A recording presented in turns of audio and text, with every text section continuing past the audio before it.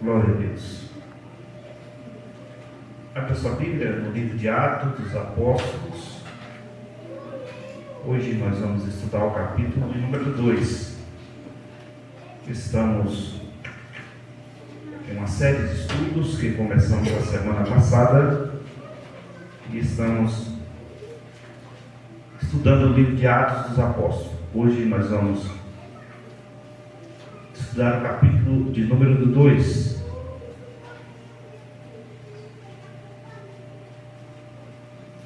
A descida do Espírito Santo, o início da igreja. Atos 2. Nós não vamos ler todo o capítulo, mas nós vamos ler alguns versículos. Está escrito assim: ao cumprir-se o dia de Pentecoste, estavam todos reunidos no mesmo lugar. De repente veio do céu um som como de um vento veemente e impetuoso, e encheu toda a casa que estavam assentados. E apareceram distribuídas entre eles línguas como de fogo, e pousou uma sobre cada um deles. E todos ficaram ou foram cheios do Espírito Santo, e passaram a falar noutras línguas, segundo o Espírito Santo lhe concedia. Nós vamos agora para o versículo de número 14. Então se levantou Pedro com os 11 e, erguendo a voz, advertiu-os nestes termos: varões judeus, todos os habitantes de Jerusalém, tomai conhecimento disto e atentai nas minhas palavras. Estes homens não estão embriagados como ouvides, pensando, sendo esta a terceira hora do dia. Mas o que ocorre é o que foi dito por intermédio do profeta Joel: e acontecerá que nos últimos dias, diz o Senhor, que derramarei do meu espírito sobre toda a carne. Vossos filhos e vossas filhas profetizarão, vossos jovens terão visões, e sonharão os vossos velhos. Até sobre os meus servos e minhas servas derramarei do meu espírito naqueles dias, e profetizarão. Mostrarei prodígios em cima dos céus e sinais embaixo na terra: sangue, fogo, vapor e fumaça. Versículo de número 37. Ouvindo eles estas coisas, compungiu-se-lhes o coração, e perguntaram a Pedro e os demais apóstolos: que faremos, irmãos? Respondeu-lhe Pedro: arrependei-vos e cada um seja batizados em nome de Jesus Cristo para a remissão dos vossos pecados, e recebereis o dom do Espírito Santo, pois para vós outros é a promessa, e para vossos filhos e para todos que ainda estão de longe, isto é, para todos quanto o Senhor nosso Deus chamar. 42. E perseveravam na doutrina dos apóstolos, na comunhão, no partir do pão e nas orações. Em cada alma havia temor, e muitos prodígios e sinais eram feitos por intermédio dos apóstolos. Apenas até aqui, porque nós vamos contextualizar todos esses versículos. Senhor nosso Deus e Pai, mais uma vez estamos diante da sua voz, diante da sua palavra. Fala conosco nesta noite, de maneira que possamos entender, Senhor, a tua vontade, o teu desejo em nossos corações, em ouvir a tua voz através da tua palavra. Repreenda toda distração, toda retaliação do inimigo, toda força contrária, e que possamos estar, meu Deus, com os nossos ouvidos atentos a ouvir a tua voz por intermédio da tua palavra. Amém. Esse tempo de chuva é muito besouro, né? Meus irmãos, a semana passada nós iniciamos aqui a série sobre Atos dos Apóstolos. Eu disse para os irmãos que Atos dos Apóstolos é o livro histórico do Novo Testamento, e nós chamamos na teologia de o Manual do Espírito Santo, ou as atuações do Espírito Santo. É aqui que pela primeira vez a gente vê o Espírito Santo atuando de forma visível e que as pessoas pôde perceber a atuação. O Espírito Santo atua desde antes, assim como Jesus atuava na antiga aliança, mas era de forma um pouco tímida, sem muito transparecer. Mas a partir do momento que Jesus foi ascendido ao céu e ele disse: eu vou para o Pai e eu vou enviar um outro Consolador. E nós vemos que após Jesus ter sido ascendido ao céu, eles permanecem ali em Jerusalém. Nós falamos aqui dos 40 dias que Jesus ficou ali com os seus discípulos, dando as últimas instruções. Lembrando os irmãos que esse período era um período de festa que durava 50 dias. Após a morte de Jesus, nos 40 dias, Jesus permanece com eles. E Jesus olha e diz: ficai e permaneçam em Jerusalém, até que do alto sejais revestido de poder.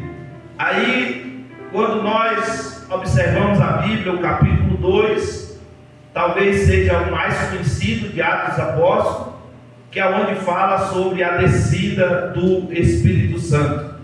E eles ali permanecem obedientes à palavra de Jesus, que diz que eles permanecessem ali até que do alto eles fossem revestidos de poder. Aí o capítulo começa dizendo assim: ao cumprir-se o dia de Pentecoste, ou seja, no dia 50, no 50º dia, exatamente do jeito que Jesus falou que iria fazer. Se eles tivessem calculado os 40 dias que Jesus tinha ficado com eles, eles imaginariam que após 10 dias seria a descida do Espírito Santo. Mas eles ainda estavam sem entender a partida de Jesus, um pouco triste porque Jesus partiu. Eu disse para os irmãos aqui a semana passada que 500 irmãos aproximadamente foram e viram Jesus subir ao céu, mas apenas 120 aproximadamente que ouviram e obedeceram. Então eles ainda estavam meio esperando. E a Bíblia diz que ao cumprir-se o dia de Pentecostes, estavam todos reunidos. Em outra tradução diz que estavam todos assentados no mesmo lugar, ou seja, aonde Jesus disse para eles permanecer. E o Espírito Santo ele veio para trazer, ou por alguns motivos específicos. O primeiro que nós podemos observar, que é glorificar a Cristo, como João escreve no capítulo 16, o versículo 14, no Evangelho de João, que o Espírito Santo ele veio para glorificar a Cristo. Eu já fiz aqui uma comparação, quando Abraão, ele manda ali Eliezer, o seu servo, buscar uma noiva para Isaac. E quando ele chega ali na casa, que ele chega no poço, a moça dá água ali para os camelos, e tudo isso ali tem uma representação simbólica, porque Abraão aqui representa Deus, Isaac representa Jesus, Eliezer, o Damasceno, representa o Espírito Santo, e a noiva representa a igreja. Então, o Espírito Santo aqui é o Eliezer, que Jesus, o noivo, preparou para vir buscar a igreja. É Ele que está conosco. E qual a função dele de início? Glorificar a Cristo, exaltar o nome do Senhor. A segunda função do Espírito Santo é edificar a igreja. Porque a edificação da igreja, irmãos, é uma construção. Se os irmãos observarem, desde o princípio da igreja, que Deus vem construindo a sua igreja. A igreja ela não depende de governo, ela não depende de poderes humanos. Jesus mesmo disse que as portas do inferno não prevaleceriam contra a igreja do Senhor. A igreja ela precisa exclusivamente do Senhor, do Espírito Santo. Podem até fechar as portas da igreja, podem até derrubar as paredes da igreja, mas a igreja continua firme, a igreja continua triunfante, porque a igreja foi edificada em Cristo.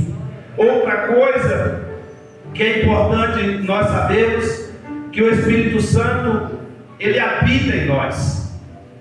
E se a gente entender isso, irmãos, o Espírito Santo ele tem uma casa aqui na terra.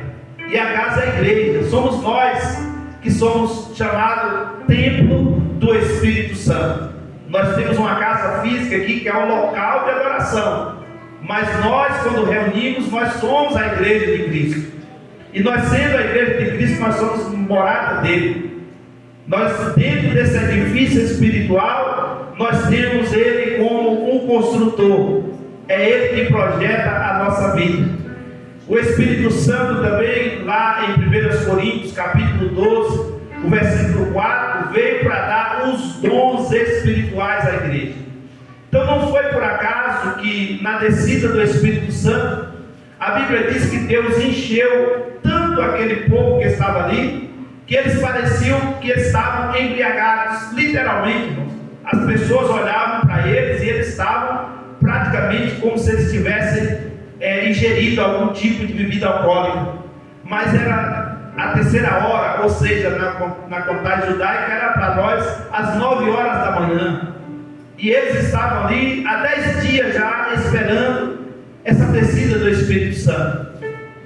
Para os irmãos terem ideia, dentro dessas festas judaicas, que eu falei aqui sobre as 7 festas judaicas, em uma série de mensagens, depois pode conferir lá no YouTube, que todas elas estão salvas.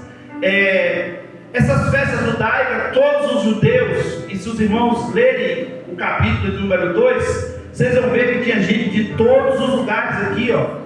Tinha medos, partos, eremitas, da Capadócia, da Ásia, da Frígia, da Panfilha, do Egito, da Líbia, Cirene, romanos. Praticamente o mundo estava ali em Israel.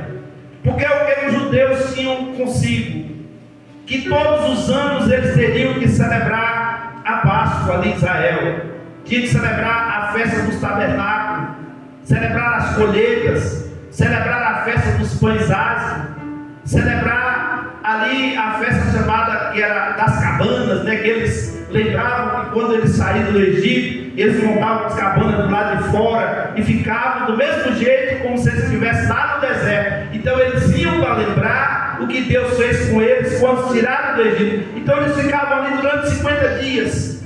Então tinha pessoas de várias nacionalidades. Se os irmãos perceberem, o mundo estava ali. E alguns historiadores dizem que tinha mais de 2 milhões de judeus reunidos ali naquele lugar. Quando os irmãos veem o capítulo de número 5 de João, naquela cura do paralítico, você vai ver que dentro daquele lugar onde estava o paralítico, estavam cegos, coxos, mancos, eles pegavam essas pessoas, colocavam ali e diziam: ó, vai descer um anjo aqui, e o primeiro que cair da água vai ser curado. E aquele homem encontra com Jesus e diz: tem 38 anos que eu estou aqui, e sempre vai um na minha frente, e não acontece nada comigo. Porque ali era o esconderijo onde tiravam as pessoas das ruas, das portas dos templos, e escondiam ali. E ali tinha um pátio, que era o pátio das mulheres, onde as mulheres ficavam, onde os homens ficavam. Tinha as portas, como eu falei numa série aqui, as 12 portas ali, que os sacerdotes também entravam. Então ali estava todo mundo reunido. E esses 120 irmãos fizeram um barulho, irmãos, tão terrível, tão tremendo, que nós chamamos de pentecostal. E tem um pregador que disse: pentecostal que não faz barulho está com defeito de fabricação. Porque o pentecostal genuíno, irmãos, ele é barulhento mesmo. É o crente do glória, do aleluia, do que fala a língua estranha. Se você chegar numa igreja Assembleia de Deus e ver que o povo não glorifica, não adora a Deus, esse povo está fora do pentecostalismo. Ele está no tradicionalismo. Mas o pentecostal da glória, o pentecostal da aleluia, faz barulho. E esse barulho não faz mal para ninguém, não. Esse barulho não prejudica a sociedade, não. O que prejudica a sociedade é o som ligado o tempo todo, a noite toda, perturbando. São as festas que duram a noite inteira, os carnavais, os fogos de artifício. Mas o crente cheio do Espírito Santo não faz mal para ninguém, muito pelo contrário, atrai as pessoas para perto dele. Barulho nunca fez mal para a igreja, irmãos. O que faz mal para a igreja é pecado. O que faz mal para a igreja é adultério, é a frieza espiritual. Mas o barulho de glória a Deus e aleluia, o crente cheio do Espírito Santo, não tem problema nenhum. Tem aqueles que as pessoas falam, mas é menino demais, porque pula muito, roda muito. Mas é melhor ser menino aqui na presença de Deus do que ser um adulto sem Deus lá fora ou mesmo dentro da igreja. Então não tem problema não, glorifica a Deus do seu jeito. Se você sentir vontade de levantar a mão, levante. Se você sentir glorificar a Deus em pé, bater palma, sem problema nenhum. Você não pode perder a sua essência de pentecostal. Um pastor amigo meu assumiu um campo e ele disse que nesse campo tinha 7 anos, irmão, que não tinha tido um crente batizado com o Espírito Santo. Durante 7 anos atrás, ele perguntou quem foi batizado com o Espírito Santo. Durante 7 anos, não apareceu ninguém. A igreja estava virando uma igreja tradicional. E ele começou a trazer o povo a buscar o Espírito Santo novamente. Porque tem gente, irmãos, que pensa que Jesus só batiza com o Espírito Santo de festa. Tem gente que acha que precisa fazer um movimento. Olha, nós temos que fazer um movimento para Jesus batizar com o Espírito Santo. Aqui já aconteceu de culto de terça-feira, depois que eu cheguei aqui de quinta-feira, Jesus batizar com o Espírito Santo aqui. Então Jesus batiza com o Espírito Santo quando há um coração quebrantado, quando tem gente que quer ser cheio do Espírito Santo. Aqui nós percebemos que eles estavam ali obedientes à palavra. Vamos caminhar aqui um pouquinho dentro do texto. E a Bíblia diz que de repente veio do céu. Porque, irmãos, tem gente que está esperando as coisas vir da terra. Não vai vir. Porque primeiro tem que vir do céu. E o que vem do céu, irmãos, vem de repente. Era para você dar glória mesmo. O que vem do céu, vem de repente. Quando você menos espera, quando você acha que não vai acontecer. Porque, olhando pelo modo que Jesus manda eles ficarem ali, era para eles estarem orando, buscando a presença do Espírito Santo. Mas a Bíblia diz que eles estavam do jeito que vocês estão aí, assentados. Quem sabe dizendo, mas está demorando, né? Mas de repente, irmãos, do céu veio um som. Irmão, você já viu o som não fazer barulho? Então veio um barulho do céu. Irmão, se você não gosta de barulho, irmão, não vai para o céu não. Porque no céu vai ter barulho, irmão. No céu tem uns anjos lá que ficam só assim o dia todo. Santo, santo, santo, santo, santo, santo. Tem outro que fica assim, glória, glória, glória. Então se você não gosta de barulho, irmão, você está no lugar errado. Porque no céu vai ser lugar de barulho. Esse som veio do céu. E veio o vento, irmãos. E esse vento aqui não foi o vento da tempestade. Esse vento aqui não foi aquele vento que balançou o barco, mas um vento impetuoso.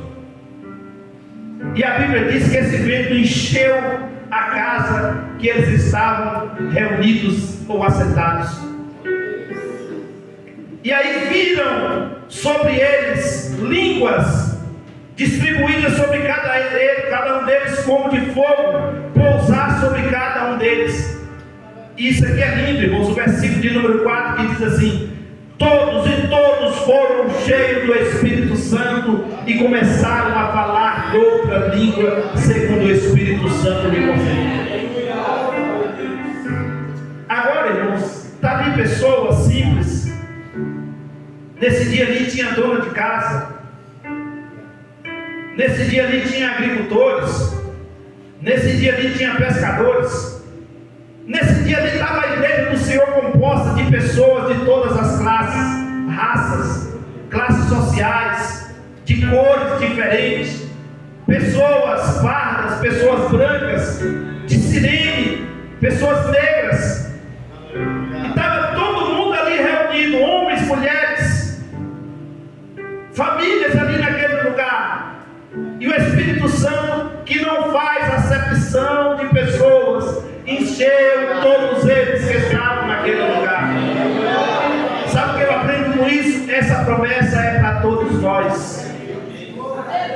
independente da sua classe econômica, independente da sua raça, independente da sua cor, independente se você mora numa casa boa ou você mora numa tapera, ou às vezes não tem nenhuma casa para morar.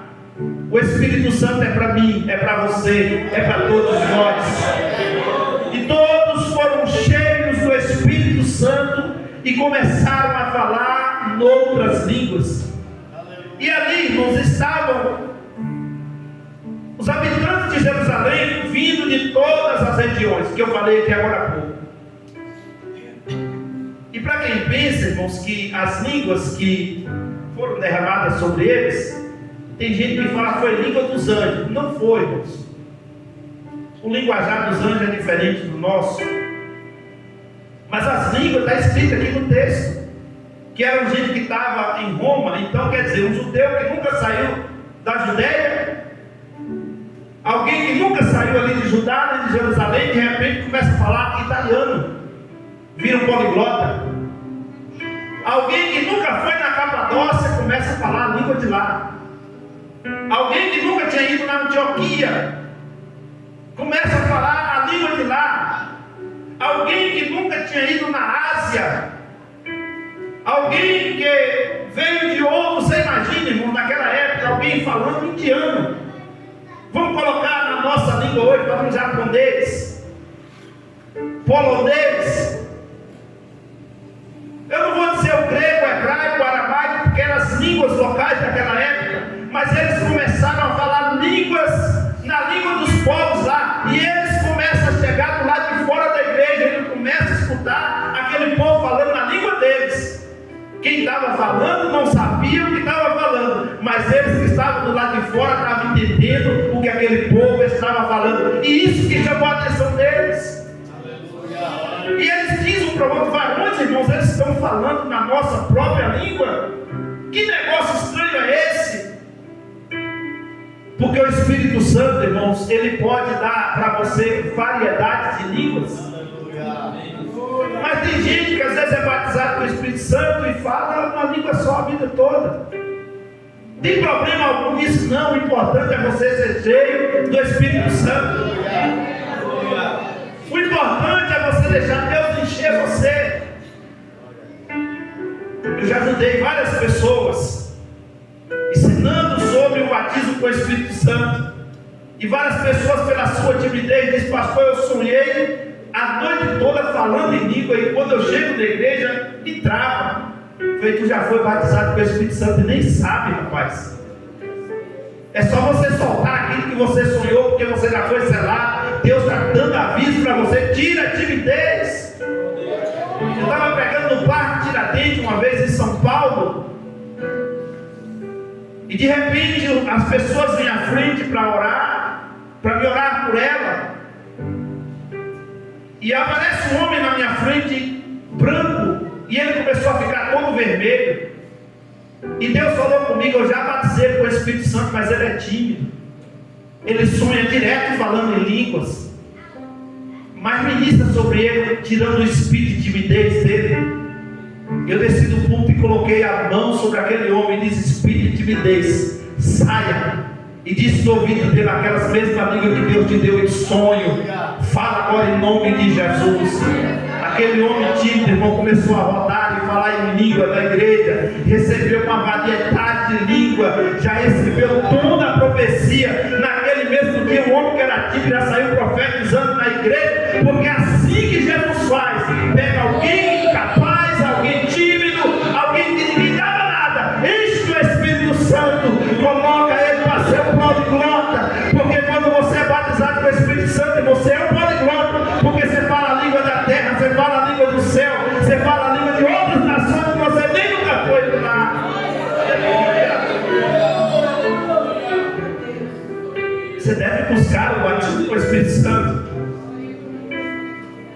Deixa eu dizer para você que eu tinha um porteiro da igreja, irmão Antônio, e a preocupação dela era comigo assim: pastor, tem tanto tempo que eu sou crente, eu nunca falei em língua, eu tenho medo de Jesus vir e eu não ir para o céu, eu vou perder a minha salvação porque eu não sou batizado com o Espírito Santo. Eu falei: quem disse que você não é batizado?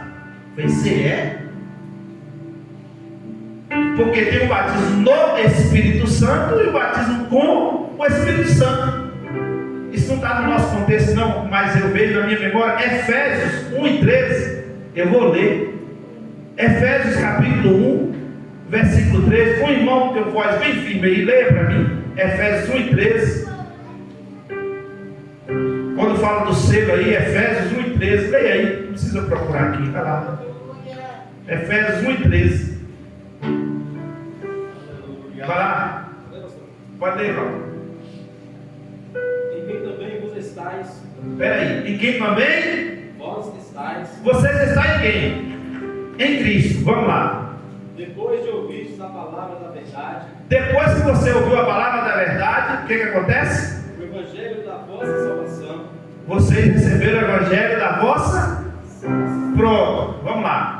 E tendo nele também crido. E tendo nele também crido, crê no Senhor Jesus Cristo, será salvo tu. E o que mais acontece? Fostes selados com o Espírito Santo da promessa. Vós foste selado com o Espírito Santo da promessa. Sabe o que significa o selo, irmão? O selo é uma marca. Antigamente, irmãos, não tinha WhatsApp, não tinha e-mail. Mandava a carta e colocava o selo com o anel. Ninguém podia abrir aquela carta, só o remetente. E o que é que Paulo está usando aqui a linguagem? A partir do momento que vocês receberam Jesus como Senhor, como Salvador, vocês foram carimbados, selados. E aquele selo está dizendo assim: você é propriedade exclusiva de Deus. E o Espírito Santo habita em vós. Agora, o que é o batismo com o Espírito Santo? É o revestimento. Se eu tirar esse blazer aqui do terno, eu continuo vestido, sim ou não? Mas com o blazer que eu estou revestido. Se tivesse muito frio, eu poderia revestir mais ainda, né? Dos dons espirituais. Porque tem 9 dons espirituais para quem já é batizado no Espírito Santo, quem já é revestido, receber mais ainda a autoridade. Tem 9, o apóstolo Paulo tira todos eles. Eu tenho alguns deles, eu queria os novos, mas eu estou orando para isso. Se você não tem, busca, porque é para todos nós que Deus quer dar os dons espirituais, o revestimento de poder. Então vamos lá. Aqui a igreja, ela está sendo preparada. Para quê? Para quando sair para lá de fora. Aquela multidão lá fora começa a perceber algo diferente. O que atraiu aquele povo? O barulho. Diga comigo, o barulho. Para muita gente o barulho foi pouco, né? O que atraiu eles? Diga. O barulho. O barulho de quê? De glória a Deus, de aleluia, de língua estranha. Irmãos, eu não me conformo com um crente que tem vergonha de ficar perto do irmão que fala em língua. Você não é crente, não. Eu não gosto de ficar perto daquele irmão, porque aquele irmão é barulhento demais. Você está no lugar errado. Vai para o cemitério. Lá não tem barulho, não. Só debaixo dele que tem. Se você não for para o paraíso. Mas aqui na terra, irmãos, o crente, ele não precisa sair na rua falando em línguas para dizer que é batizado no Espírito Santo.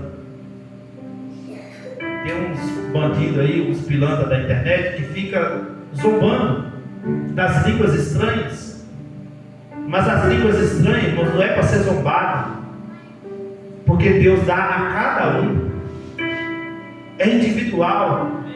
Eu não sei se vocês já perceberam, mas tem uma multidão de pessoas falando em línguas, irmãos. Você percebe, eu já pude estudar sobre isso. E eu parar e começar a andar no meio da multidão, escutar o povo falando em língua, e cada um, Carl, falando de forma diferente. E você passa perto, irmãos, parece que está passando perto de um vulcão aceso, que a presença do Espírito Santo é tão grande, teu corpo arrepia todo, a tua alma se alegra, porque você sente a presença de Deus. Agora deixa eu dizer uma coisa, falar em língua não é sinônimo de santidade, não. O sinônimo de santidade é segurar a língua. Porque tem gente, irmãos, que fala demais, o que não deve, mas a precisar estar no momento certo. Porque tem um momento, irmãos, que é o momento de você sentar, de você ouvir, de você absorver a palavra. Se você chegar no culto, ficar o tempo todo falando disso, você vai prestar atenção de quê? A igreja de Corinto precisou Paulo botar ordem na igreja. Porque todo mundo da igreja era profeta. Você imagina, irmão? E Paulo falou, quando um profeta estiver falando, o outro cala. Porque não tem condições de todo mundo falar junto.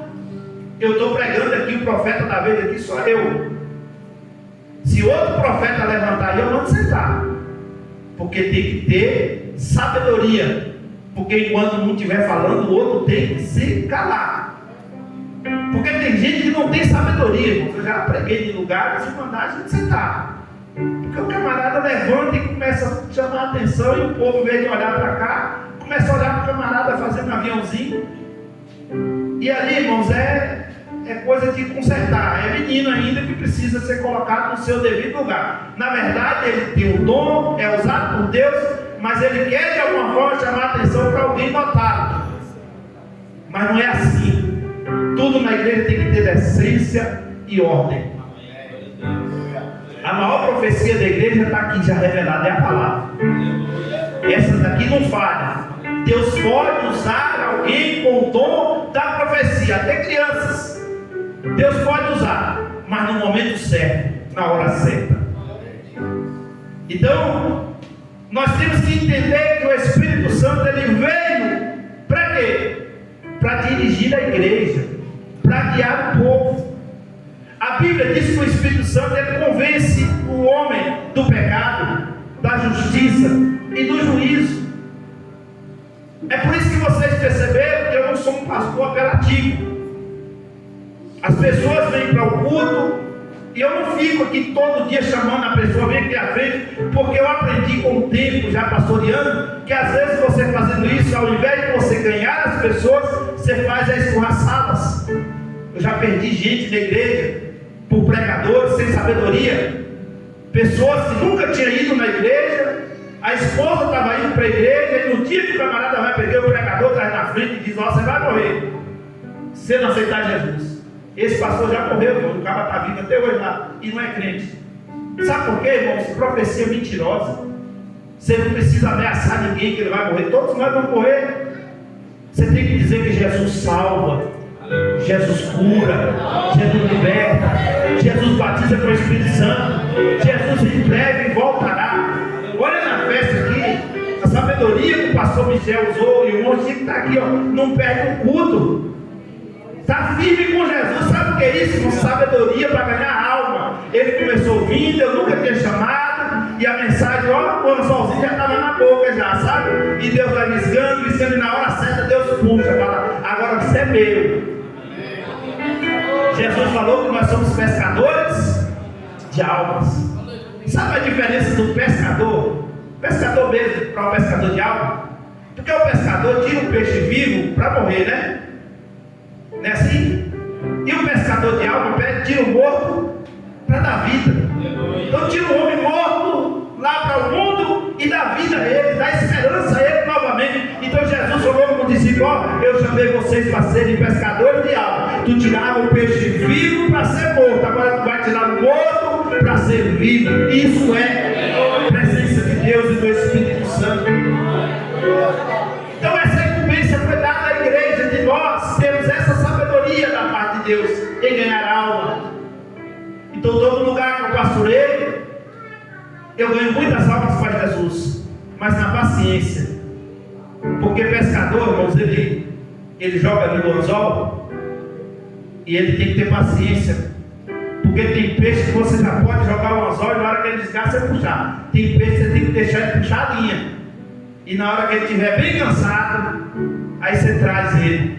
Porque o peixe, quando ele é grande, o pescador, quando vai puxando aquele peixe, se ele pegar ele de uma vez, trazer para dentro do barco, ele vai dar tanto supapo nele, irmãos, que ele não vai conseguir segurar aquele peixe dentro do barco. Mas quando deixa ele bem cansado, ele está bem cansado, que coloca ele dentro do barco, ele pode passar a mão até na cabecinha dele, que ele está ali muito cansado, e ele cansado, ele não tem força para bater. Assim são as pessoas que quando Deus nos dá, deixa ele cansado, deixa ele vir devagarzinho. Ele já está viscado, Jesus já ganhou ele já. Eu usando a linguagem pastor, vamos falar na boca dele, mas não fere a boca não, traga devagarzinho para o reino de Deus, e Deus vai dar vitória porque a palavra é Deus. Então aqui, deixa eu voltar um pouquinho aqui. O capítulo 2, que é o que nós estamos estudando, nós começamos a falar sobre a descida do Espírito Santo, do versículo 1 ao versículo 4. Do versículo 5 ao versículo 13, aqui fala sobre o dom de línguas, que nós já falamos aqui. Agora, do versículo 14 até o versículo de número 36, aqui, irmãos, foi uma das maiores mensagens que eu já vi na Bíblia. Porque aqui é o discurso de um homem que tinha sido deixado por causa da sua ignorância, deixado para trás num bom sentido. Porque Pedro negou a Jesus, voltou a pescar. Pedro praticamente estava dizendo: me frustrei, 3 anos e meio da minha vida perdido, eu traí, eu neguei quem eu não poderia negar. A decepção foi muito grande, mas Jesus o restaura. Capítulo de número 21 de João. E Jesus restaura Pedro e faz para ele 3 perguntas: Pedro, tu me amas? Pedro, tu me amas? Tu me ama, Pedro? Tu me ama mais do que esses outros aqui? E Pedro, todo frustrado, porque ele tinha negado 3 vezes, 3 passos para trás. Agora Jesus chama ele para si, e ele dá os 3 passos, se aproxima e diz: Senhor, tu sabes que eu te amo. Os olhos já cheios de lágrimas, o coração todo arrependido. E Jesus olha para ele e diz: olha, Pedro, apacenta as minhas ovelhas. É tanto, irmãos, que nós gostamos sempre de usar essa expressão. Deus não dá igreja para pastor, Deus dá pastor para a igreja, porque o pastor é para pastorear as ovelhas que não é dele, que é de Jesus. E Pedro aqui foi o primeiro pastor da igreja. Tinha 11 discípulos ali, e com Matias, que eles já tinham escolhido, que eu falei aqui na outra semana, tinha 12. Matias estava lá. E quem levanta agora para fazer o maior discurso da história? Porque a promessa do Espírito Santo, irmãos, foi dada em toda a Bíblia. E Pedro agora levanta no seu discurso. Aqui diz que ele levanta com os 11. Podia dizer assim que levantou com os 12, mas quando diz que ele levanta com os 11, é porque Matias já tinha sido escolhido para ficar no lugar de Judas. Eu falei semana passada que para mim o escolhido não foi Matias e sim Paulo, mas esse é para outro dia. E aqui ele começa a dizer: varões judeus, todos os habitantes de Jerusalém, tomai conhecimento disso, atentai às minhas palavras. Aqui ele chama a multidão. E ele chama a multidão para si, e ele diz: olha para mim, já que vocês vieram até aqui, e vocês estão achando que esses homens estão embriagados à 3ª hora ou às 9 horas da manhã, mas isso que aconteceu foi o que foi profetizado por intermédio do profeta Joel. Está lá no capítulo 2 do profeta Joel, versículo de número 28, se não me engano. E ele diz assim: e acontecerá que nos últimos dias, aqui quem diz é o Senhor, o profeta só é a boca de Deus falando, derramarei do meu espírito sobre toda a carne. Aqui, irmãos, a promessa já tira aquele negócio que os judeus tinham, que era só para eles. Deus está falando é para todo mundo. Oh glória!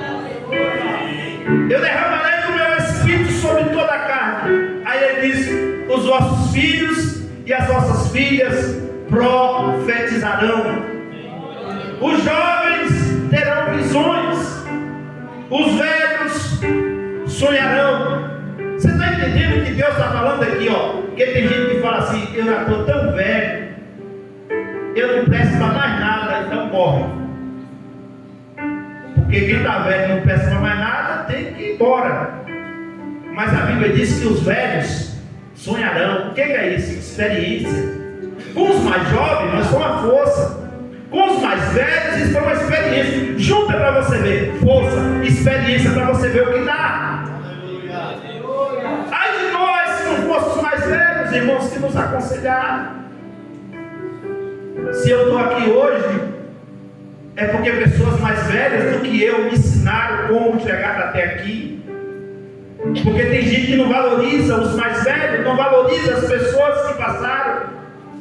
A nossa igreja é uma igreja centenária, mas os nossos pais na fé eram analfabetos ou semi-analfabetos.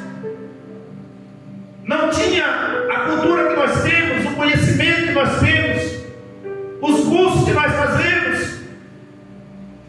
Não eram poliglotas, não eram teólogos, nem doutorados em teologia, nem bacharel.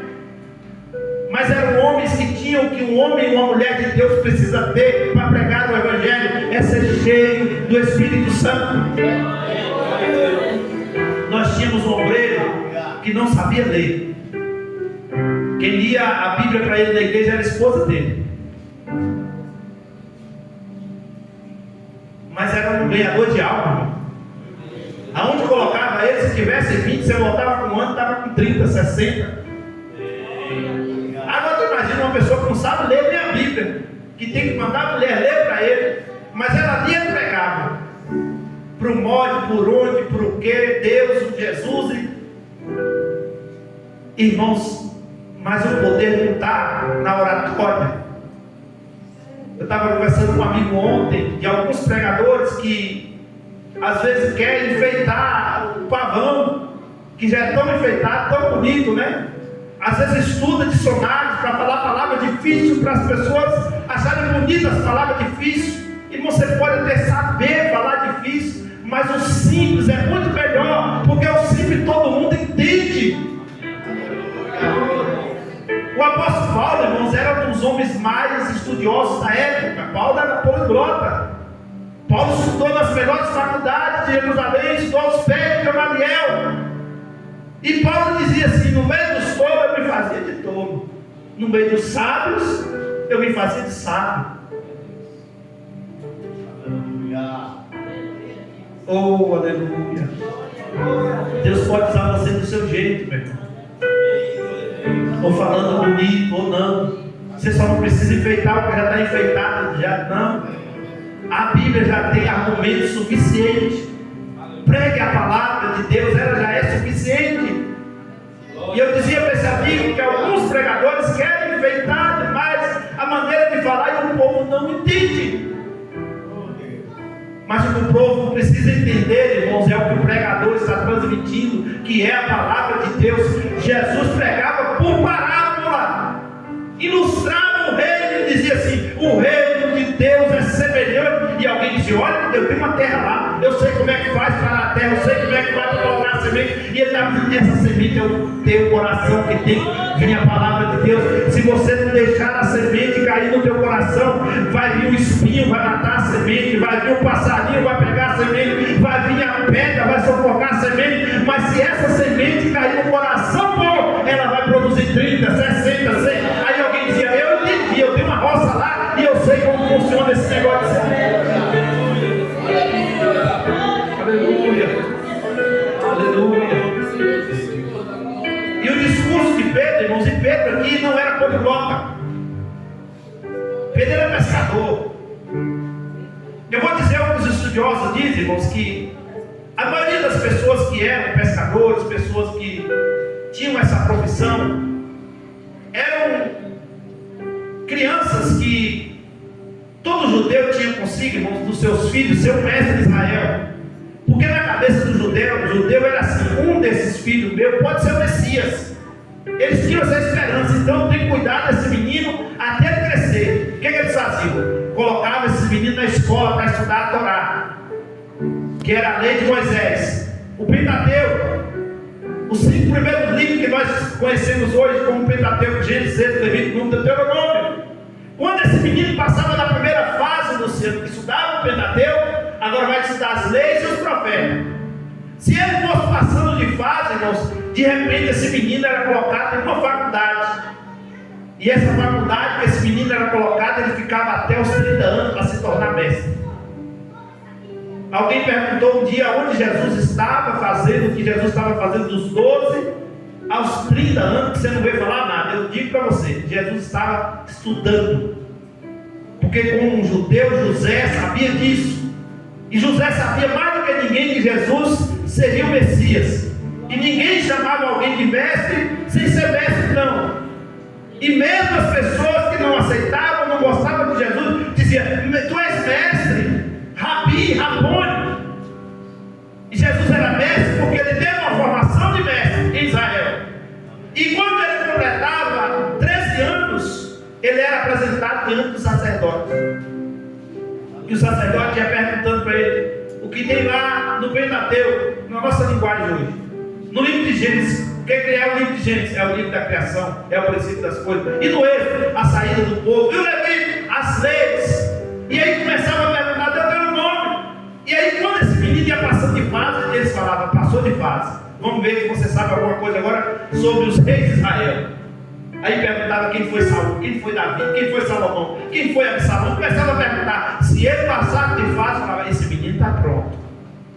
Aí esse menino ia para a escola estudar. E deixa eu dizer e provar para você o que eu estou dizendo. Jesus, quando completa 12 anos, quantos anos?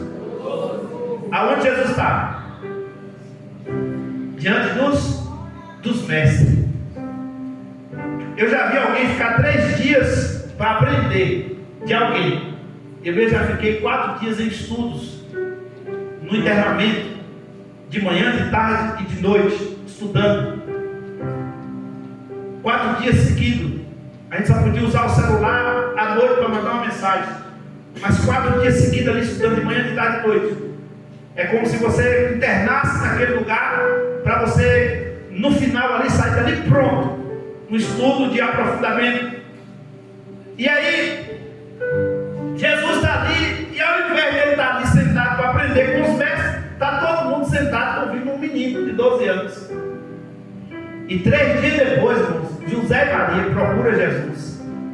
E Jesus fala que estava fazendo o quê? Cuidando dos negócios. E quem era o pai de Jesus? Era José. Mas ele não estava falando do pai daqui da terra, estava falando do pai do céu. Aí o que é que Jesus estava dizendo assim? O que é que José e Maria pensou? Mas é o ano que vem que era para trazer esse menino veio adiantado. Irmãos, eu aprendo uma coisa: Jesus sempre chega antes. Ele nunca vai chegar depois. Jesus se antecipou porque ele não precisava de vir apenas pelos pais. Ele foi por si próprio, porque além dele ser o Jesus prometido, além dele ser aquele menino que cresceu na família de José e Maria, ele era o Cristo, o Salvador. E ele só estava ali para dizer: eu estou pronto, eu estou preparado para um dia alguém achar e me chamar de mestre de Israel. Eu vou provar para você que Jesus também era mestre. Geralmente os alunos é quem escolhia quem ia ser o seu mestre. Com Jesus foi diferente. Porque ele disse para vocês: se foi eu que escolhi vocês e não vocês a mim. Porque quem escolheu o mestre era o aluno. O aluno dizia: eu quero ser aluno de Paulo, porque Paulo é mestre. Eu quero ser aluno de Gamaliel. Era o mais famoso da época, era o melhor que tinha. A escola de Gamaliel não cabia. A escola do profeta Eliseu disse que tinha 24.000 alunos. Mas Jesus falou: eu escolhi vocês e não vocês a mim. Lembra que o gadareno falou: Senhor, deixa eu ir contigo. Jesus falou: não, já tem gente que eu escolhi. Fica aqui, vai pregar para sua família, vai pregar para sua casa, porque eu já escolhi os 12 que vai andar comigo. Aleluia! Então Jesus era mestre e cheio do Espírito Santo. Então é importante o discurso de Pedro aqui, que Pedro foi esse camarada que ele não passou dessas fases, meu amigo. E aí quando não passava dessas fases, os pais diziam: menino, você não presta para ser mestre, você vai ser pescador. E Pedro aqui, os historiadores dizem que ele tinha uma sociedade de pescaria, empresário da pesca. Pedro, Tiago, João, que eram também pescadores. E eles foram escolhidos por Jesus quando estava pescando.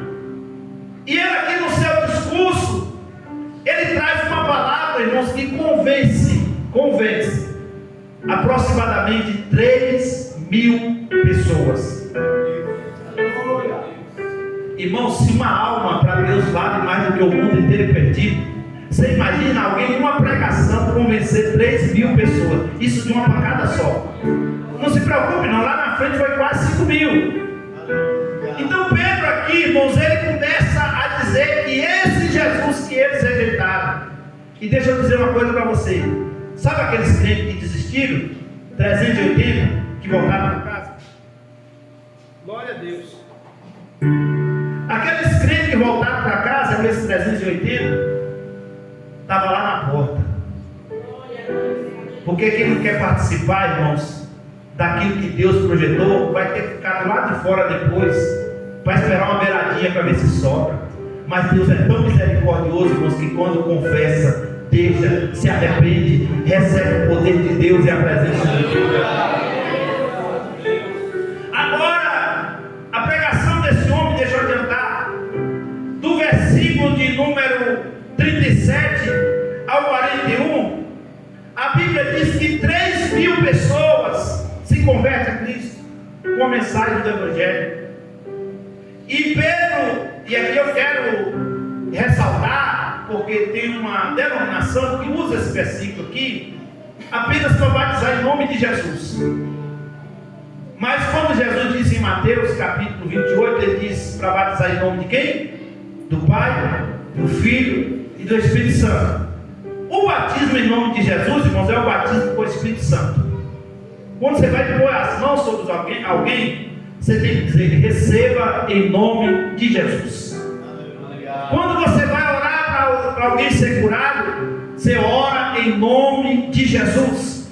Quando você for orar a Deus, você tem que orar em nome de Jesus. Por quê? Quem morreu foi Ele. Quem perdoou os nossos pecados foi Ele. E Ele diz assim: em meu nome expulsarão os demônios, em meu nome falarão novas línguas, em meu nome, se beber alguma coisa mortífera, não falar dano algum, em meu nome colocarão as mãos sobre os enfermos e eles serão curados. É no nome de Jesus.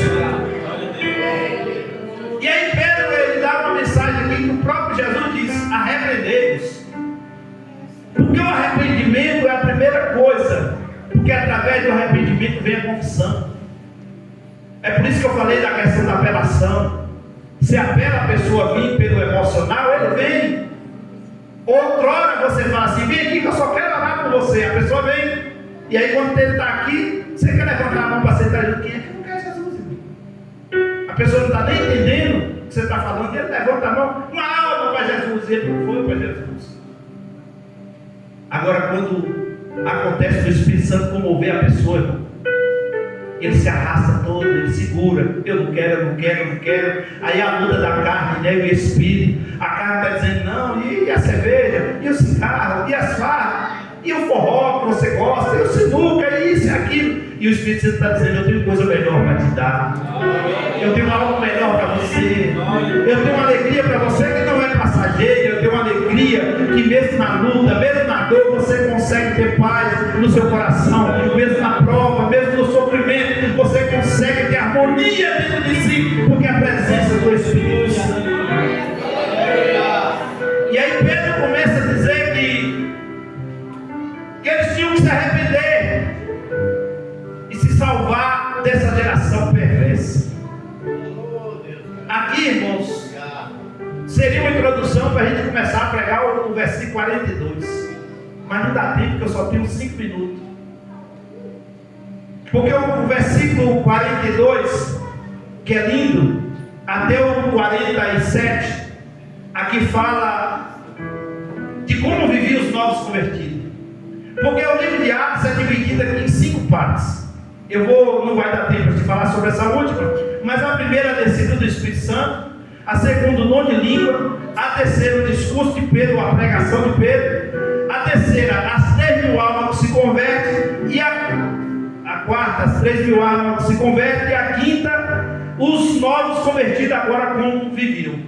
E a Bíblia diz: e perseveraram na doutrina dos apóstolos, na comunhão, no partir do pão e nas orações. Olha que coisa linda, versículo 43: e em cada alma havia temor. E aqui Pedro repete: muitos prodígios e sinais eram feitos por intermédio dos apóstolos. E todos os que creram estavam juntos e tinham tudo em comum. Vendiam suas propriedades, bens, e distribuindo tudo em comum, na medida que alguém tinha necessidade. Diariamente permaneciam unânimes no templo, no partir do pão, em casa, em todas as refeições com singeleza de coração, louvando a Deus, cantando hinos. E enquanto isso acrescentava no Senhor dia a dia os que iam sendo salvos. Aqui a gente vê as marcas da igreja. Primeiro, a dedicação ao ensino. E perseveravam na doutrina. Doutrina é ensinamento. Tem gente que acha que doutrina é punição, mas doutrina é ensino. E permanecia nos ensinamentos dos apóstolos. Jesus não mandou ninguém vender propriedade e colocar na igreja, mandou? Mas os discípulos se reuniram e falaram: a perseguição está muito grande. Nós vamos chegar no capítulo 5, quando fala de Ananias e Safira. Eles vendiam suas propriedades, colocavam aos pés dos apóstolos e dizem assim: ó, o que é meu é de todo mundo. E a Bíblia diz que todos viviam em comunidade, todos viviam em comum. Ninguém passava por necessidade ali naquela igreja. E eles se dedicavam ao ensino, na comunhão. A comunhão aqui, que vem do grego de koinonia, que nós falamos da comunhão interior, da comunhão exterior. Eles falam, aqui o versículo 46 fala da adoração, perseveravam unidos no templo, adorando ao Senhor. Aqui fala da evangelização, aqui fala dos milagres que aconteciam naquela igreja. E a igreja tinha um crescimento. E aí, irmão, nós vamos chegar a semana que vem no capítulo de número 3, que é a continuidade do capítulo 2. Você vai ver que agora os sinais, os prodígios e as maravilhas começam a acontecer no meio do povo. Primeiro, Jesus começa a salvar o povo, porque esse é o maior milagre na vida do ser humano, é o milagre da salvação. Porque se nós não entendermos esse projeto de Deus através da igreja, que a igreja tem esse papel fundamental de ensinar, de pregar o evangelho. Porque tem gente, irmãos, que só quer do evangelho a nata, a cereja do bolo, só quer a cura. Eu vi alguém falando de um certo líder religioso aí, que aonde ele chega, ele reúne todo mundo. E você chega lá, tem pai de santo, você chega lá, tem evangelho de tudo quanto é igreja. Porque as mensagens só é assim: receba a sua chave, olha, Deus vai mudar a sua história. É o evangelho barato do coach que nós vemos por aí. É só vitória, é só vitória. Tem até um hino aí que nós estamos querendo cantar, 100% vitória. Não existe isso, irmão. Não tem esse negócio de 100% vitória. Vai ter luta, vai ter prova, vai ter problema. Você vai ver essa igreja aqui, nós vamos estar estudando aqui, que de repente veio o batismo do Espírito Santo, veio cura, sinais, maravilhas, mas de repente começa os problemas. No capítulo 5 já começa já os problemas de mentira dentro da igreja, e gente morrer dentro da igreja por causa de mentira. Então não tem esse negócio de 100% vitória, não tem esse negócio de só receber a chave. Tem luta, tem prova, mas se você estiver perseverando na oração, perseverando na comunhão, no partir do pão, Deus vai te dar vitória. É assim que acontece. Então esses homens aqui não tinham um evangelho do autoajuda, porque as pessoas hoje só querem o evangelho do autoajuda. Toma posse, receba. E se ele for num lugar e não tiver o receba, ele vai para outro. É tanto que você vai ver, esse povo dessas igrejas neopentecostal são gente migrada de outras igrejas. Eles acompanham a multidão, mas o crente que é ensinado pela palavra, irmãos, ele acompanha aquele líder que ensina a Bíblia. Porque quando tem a palavra de Deus, não tem tudo que você precisa. Porque de repente Deus pode fazer coisas extraordinárias. A palavra, irmãos, quando ela é pregada, quando ela é ensinada para o povo que recebe a palavra de Deus não perece por falta de conhecimento. Mas o povo do recebo, o povo do autoajuda, se não tiver aqui, ele vai para ali. Se não tiver ali, ele vai para lá. Se tiver uma vela preta ali, dizer para ele: se você soprar essa vela 3 vezes e ela não apagar, você recebe a vitória. Ele está lá soprando. Se pegar uma rosa e falar assim: essa rosa está ungida, leva para tua casa. Irmão do céu, pegar uma vassoura e falar assim, essa vassoura aqui eu vou orar, e quando você chegar na sua casa você vai expulsar todos os demônios. Ele pega aquela vassoura e ninguém toca, vai tocar. A irmã vira uma bruxa com aquela vassoura, não solta para nada. É desse jeito. Eu sou pregador do evangelho há muito tempo. E a gente sabe que o povo gosta dessas coisas. Se fazer uma fila e falar assim, eu vou orar aqui por revelação, meu Deus do céu. E chega a gente e fala assim, Deus não falou nada comigo, não, de mim não, pastor. Eu fui pregar no certo lugar uma vez, fez uma fila e depois chegou a irmã para orar e eu botei sua mão, receba sua bênção em nome de Jesus. Ela puxou, Deus não falou nada, não, pastor. Eu falei, falou, irmão, estava pregando uma hora, você não escutou nada. Eu falei, você estava aqui não, irmão? Eu estava. Eu falei, Deus, tem uma hora que estava falando, irmão. Não, está falando alguma coisa para mim? Eu falei, falou, você mesmo. Porque tem gente que quer aquela coisa assim, se for direta. Tem que falar até o nome dele. Se não revelar, você... Irmão do céu. Quando você recebe a palavra, irmão, escuta ela assim, abraça ela assim, fala, é para mim que Deus me fala. Fica de pé porque o tempo já esgotou. Eu só estava na introdução, olha. Eu queria explorar mais do capítulo 42 para frente, mas como nós estamos numa série, não vai faltar tempo para a gente. Você vai perceber que de vez em quando nós vamos voltar para o capítulo 1 e o capítulo 2. Presta atenção que o livro de Atos tem 28 capítulos. Quantos capítulos? Você não esquece disso não, na hora que eu perguntar. O livro de Atos tem 28 capítulos.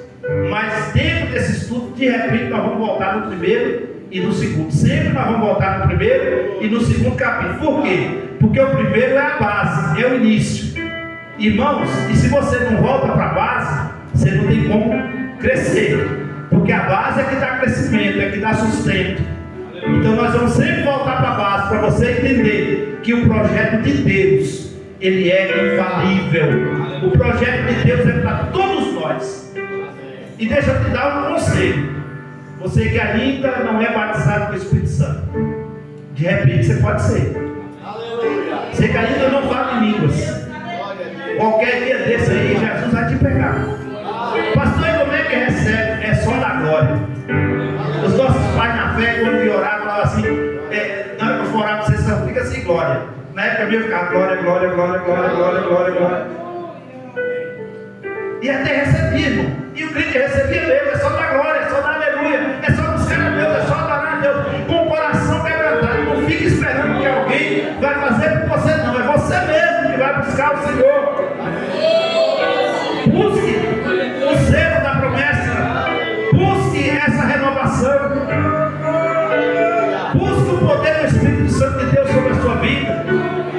Você vai ver que Ele vai capacitar a sua vida. Vai te dar mais experiência. Irmãos, é uma experiência extraordinária. Eu fui batizado com o Espírito Santo, eu tinha 9 anos, eu era uma criança ainda. Mas eu nunca esqueço daquele dia, sabe por quê? Porque é uma data marcada na vida de quem recebe. Aleluia. Deixa eu orar com você.